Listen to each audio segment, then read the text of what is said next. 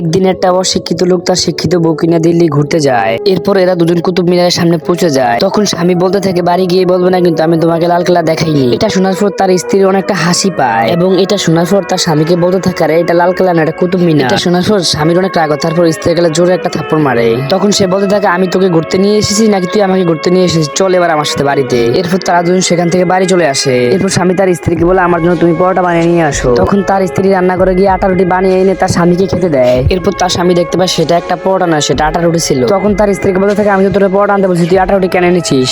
এরপর তার স্ত্রী তার কাছে জোরে একটা থাপ্পড় দিয়ে বলে, পরোটা তুই বানিয়েছিস না আমি বানিয়েছি? তারপর কিছু না বলে সে ঝটপট পরোটাগুলো খেয়ে ফেললো।